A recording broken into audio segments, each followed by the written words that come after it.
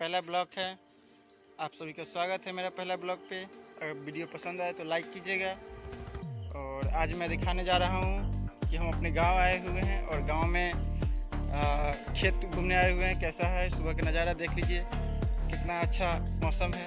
अभी खेत है, यहाँ पर दूर दूर तक आपको घर नहीं दिखाई देगा, चारों बगल खेत ही है।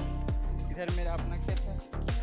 जा रहे हैं घूमने के लिए, गांव में आए हुए हैं तो देखिए कैसा नज़ारा है अभी गांव का। ये मेरा भाई है अमित कुमार।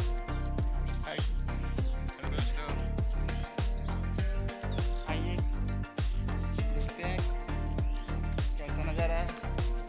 ये प्राकृतिक का जो है, ये प्राकृतिक आपको नेचुरल हवा शहर में नहीं मिल पाएगा, चाहे वो कोई भी शहर हो। और ये धान की खेती हो रही है दोस्तों, देखिएगा कि बहुत सारे धान ऐसे, चावल बहुत, इसी से धान से चावल बनता है या इसी धान से चूड़ा बनता है, सब चीज़ यही धान से बनता है।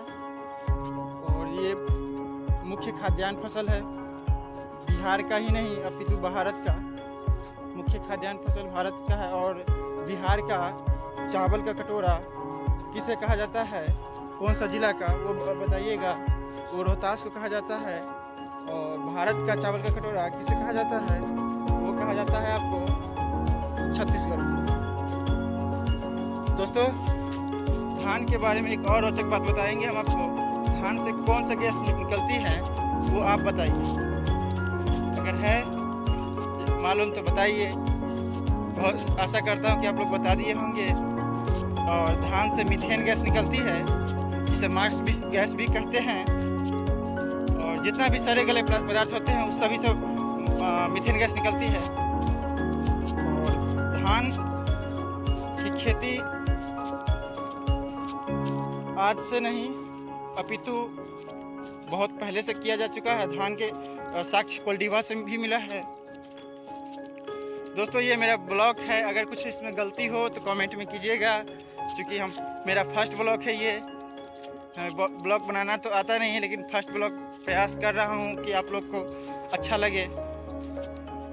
और एक और रोचक बात बताने जा रहा हूँ धान की खेती के लिए, कि धान की खेती मुख्य रूप से पश्चिम बंगाल में किया जाता है सबसे ज़्यादा, और गेहूँ उत्तर प्रदेश में। ठीक है दोस्तों, आइए धान जो फसल है ये रबी फसल में आता है या खरीफ फसल में या जायद फसल में, आप लोग बताइए। खरीफ फसल में, एकदम सही बात है दोस्तों। चलिए, हेलो दोस्तों, तो ये सुबह का समय था और हमने चले आए घूमने के लिए। अभी सुबह सुबह हुआ है, अभी सूर्योदय दिखाई दिया होगा। गांव के माहौल देखिए कैसा, पूरा खेत ही खेत आपको दूर दूर तक नजर आएगा। ये हमारे बिहार की है, किसान की देन है जो इतना खेती किए हुए हैं। और कहीं पानी है तो कहीं सुखाड़ है। देख लीजिए, यही प्राकृतिक का मौसम है। यहाँ पे बहुत दूर तक लेकर आपको कहीं घर नहीं दिखाई देगा। इस जंगल में अभी हम हैं, बहुत जंगल तो नहीं, ये खेत ही है। चारों बगल आपको खेत खेत दिखाई देगा। और सुबह का समय था तो सोचा कि आज निकल लेते हैं और एक ब्लॉग बनाएंगे। कैसा मेरा ब्लॉग रहता है, और आप लोग कमेंट में लिखिएगा कि मेरा ब्लॉग कैसा आपको लगा। और धान की फसल यहाँ पर ज़्यादा मुख्य रूप से होती है हमारे गांव में। इधर धान और गेहूँ दो ही फसल होता है ज़्यादातर, मुख्य रूप से धान और गेहूँ। धान जो है खरीफ फसल के अंतर्गत आता है, गेहूँ रबी फसल के अंतर्गत आता है। गेहूँ सबसे ज़्यादा उत्पादन करने वाला राज्य कौन है, तो वो है उत्तर प्रदेश। अब परसेंटेज में पंजाब। तो दोस्तों आइए अमित भाई, यहाँ पे हम लोग कभी कभी योगा कर लेते हैं। यहाँ पे बैठ के, यहाँ पे बैठने वाला है, योगा वोगा कर लेते हैं। और बहुत ही शांति वातावरण लगता है देखने में। ऑक्सीजन यहाँ पर पूरा मिलेगा, जो शहर में अब नहीं मिलता है किसी भी शहर में। और जैसा कि आप जानते हैं कि पूरा शहर अब प्रदूषण हो चुका है, पॉल्यूशन से भरा पड़ा हुआ है। और यही है दोस्तों, ये जो आपको घास दिखाई दे रही है, इस बारे में आप जानते हैं क्या चीज़ का घास है? ये शहर के लोग तो नहीं देखने को मिलता है। इस घास को बोलते हैं हम लोग गांव के भाषा में। पहले हमारे घर में, पहले हमारे पूर्वजों सब इसके झाड़ू बनाते थे घर में घर बहारने के लिए। इस घास को काट करके, सुखा करके झाड़ू बनाया करते थे। और पहले के लोग मरैया वाला पूछ का घर होता था, यही घास उपयोग किया जाता था, उसमें ज़्यादा था। और इसे क्या कहते हैं, ये कौन सा घास है? घास का प्रजाति है ये, इसे डाब की घास बोलते हैं हमारे गांव में इसे। और घास तो एक ग्रास होता है इंग्लिश में। आइए दिखाते हैं आपको, हम अपना भी खेत है आगे। इधर पानी बहुत कम बारिश हुई है, इसके कारण धान की कुछ फसल उधर नहीं हो पाई है। किसान सब पता नहीं क्यों, भगवान तो किसान तो खर्चा ही किए कर सकता है। आइए दिखाते हैं, ये अमित भाई है।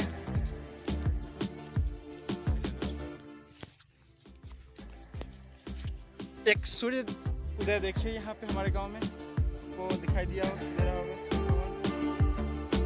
ऐसे तो दिखाई नहीं मिलता है शहर के बिल्डिंग में, बहुत ही शुद्ध वातावरण मिलता है यहाँ गांव में। इसीलिए कहते तो हैं, ये धरती सुनहरी अंबर नीला हो। ये धरती माँ की देन है, जो आज किसान के बल पर पूरे देश के जनता खाना खा रहे हैं। यही किसान है। कृषि के क्षेत्र में ये MS स्वामीनाथन, जिनका 28 तारीख को अभी निधन हो गया, हरित क्रांति लाए थे भारत में। ये देखिए यहाँ का धान दह गया थोड़ा बहुत, कहीं बारिश ही नहीं हुआ तो कहीं काफी हो गया। शायद प्रकृति की ये देन है कि कहीं बारिश ज़्यादा होती है और कहीं कम। ये रहा दोस्तों मेरा ही खेत है, ये खेत मेरा ही है और इसमें घास पूरा लगा हुआ है। आइए आपको घुमाते हैं।